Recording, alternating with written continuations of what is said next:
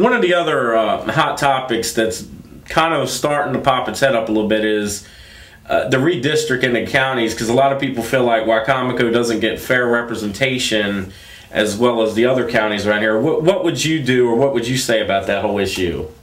Well, certainly this year everybody knows the census took place. So before 2 years from now, the next presidential election will be our midterm, you know, the lines will be drawn up different from where they are now.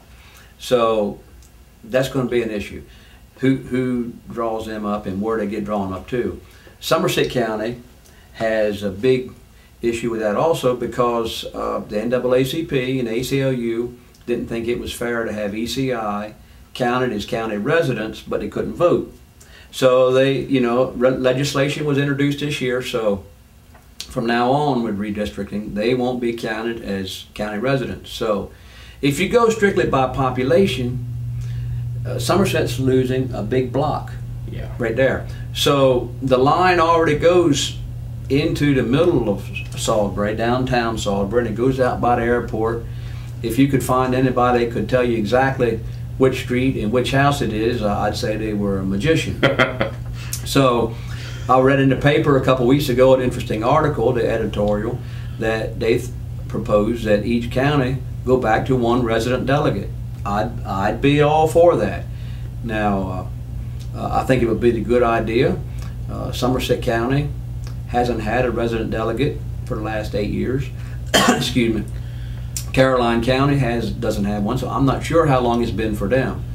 But you know, to have true representation, I think every county could go back to having one. I think it would be a good idea. I really do.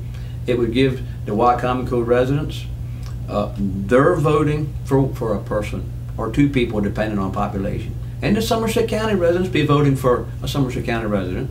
And the same thing in Worcester County and every other county across the state. Yeah.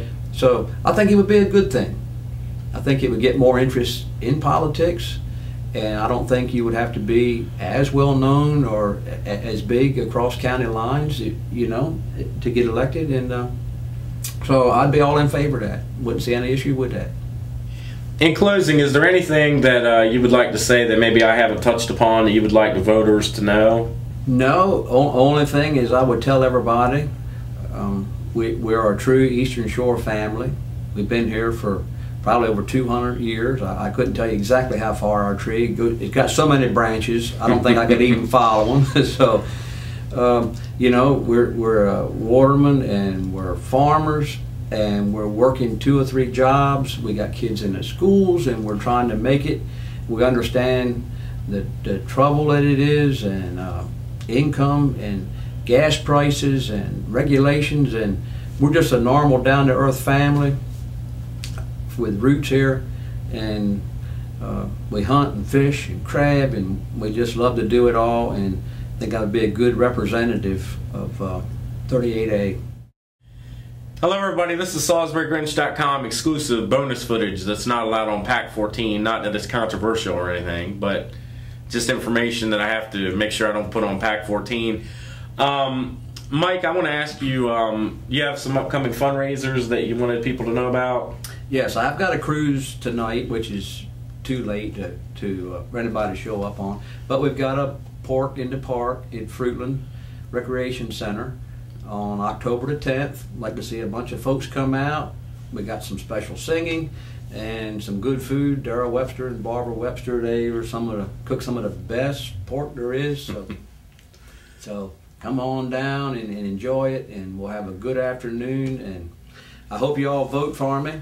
I know there's a lot of issues, and I know farmers and watermen, you hear that so many times, but there's so much more than that. And my opponent is a very nice man, and he knows more about farming, crops than I'll ever know. But there's so much more to this district than that. So I have a poultry farm, and I work for Purdue, so I know the farming issues too. But we need experience, budget work, and there's laws that need to be turned over or remodified, and we've got to have more for small businesses and farms and watermen and jobs, and I think I'm the experienced man for that.